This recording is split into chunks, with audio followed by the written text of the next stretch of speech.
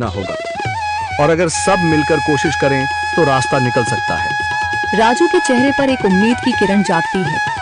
हाँ बाबा जी, अगर सब मिलकर काम करें तो हम पानी ढूंढ सकते हैं। हमने पहले कभी ये कोशिश ही नहीं की। लेकिन इतनी कठिन जमीन में नया कुआं खोदना आसान नहीं। मुश्किल जरूर है, नामुमकिन नहीं। अगर हम मिलकर काम करें तो ये हो सकता है। राजू खड़ा हो जाता है, उसकी आंखों में एक नई रोशनी है। तो फिर हम कल से काम शुरू करेंगे।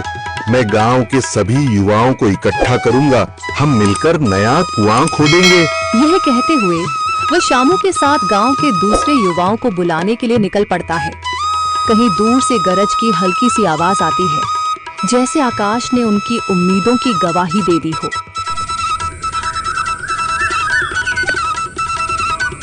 अगली सुबह राजू और शामू गांव के युवाओं को इकट्ठा करने निकल पड़े।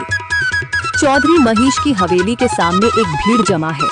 बाबा जी, संदरी, गांव के कुछ बुजुर्ग और किसान सभी मौजूद हैं। हम हाथ पर हाथ रखकर नहीं बैठ सकते। अगर अल्लाह ने हमें हिम्मत दी है तो हमें खुद पानी के लिए मेहनत करनी होगी। हम एक नया कुआं खोदेंगे। लेकिन राजू, क्या हमें यकीन है कि वहाँ पानी मिलेगा? बेटा, पानी जमीन के अंदर होता है, बस सही जगह खोदने की जरूरत है। हमने अपने बुजुर्गों से सुना था कि पुरानी नहर के पास जमीन नरम थी, शायद वहीं पानी हो। बाबा जी सही कह रहे हैं। अगर तुम सब यह काम करने के लिए तैयार हो तो मैं अपने कुछ मजदूर भेज सकता हूँ। धन्यवाद चौधरी जी, लेकिन हम सब खुद भी मेहनत करेंगे। यह हमारे गांव के अस्तित्व की लड़ाई है। संदरी, जो अब तक चुप थी, आगे बढ़ती है। हम औरतें भी पीछे नहीं रहेंगी। हम पानी लाने की व्यवस्था करेंगी, खाना बनाएंगी, ताकि तुम सब आराम से काम कर सको। यही हिम्मत चाहिए थी संदर। पूरा गांव एक नई उम्मीद के साथ कुआं खोदने की तैयारी में जुट जाता है। दूसरी ओर कुआं खोदने का काम शुरू हो चुका है। राजू, शामू और दूसरे युवा बेलचे चलाने लगते हैं। मिट्टी बाहर निकाली जाने लगती है। तेज गर्मी के बावजूद सब पूरी हिम्मत के साथ जुटे हुए हैं। दोपहर की तेज धूप जमीन आग की तरह तप रही है। गांव के लोग लगातार कुआं खोदने में जुटे हैं। हाथ छिलने लगे हैं, माथे से पसीना बह रहा है, मगर किसी ने हार नहीं मानी। महिलाएं पानी और सत्तू लेकर आती हैं ताकि पुरुषों को कुछ राहत मिले। हमें और गहराई तक जाना होगा। अब तक सिर्फ सूखी मिट्टी और पत्थर ही निकल रहे हैं। राजू, यह बहुत कठिन काम है। अगर हमें पानी न मिला? अल्लाह मेहनत करने वालों को कभी निराश नहीं करता बेटा। तुम सब अपनी कोशिश जारी रखो, पानी जरूर निकलेगा। हिम्मत मत हारो। अगर अब रुक गए तो फिर कभी पानी नहीं मिलेगा।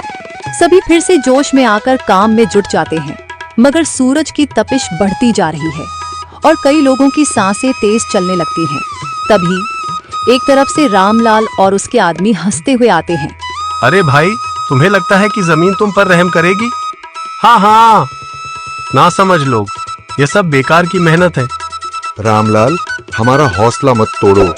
अगर तुम मदद नहीं कर सकते तो कम से कम मजाक भी मत उड़ाओ। मदद? हाँ, मैं अपने कुएं का पानी बेच सकता हूँ, मगर मुफ्त में नहीं दूंगा। राजू सब अनसुना कर फिर काम में लग जाता है।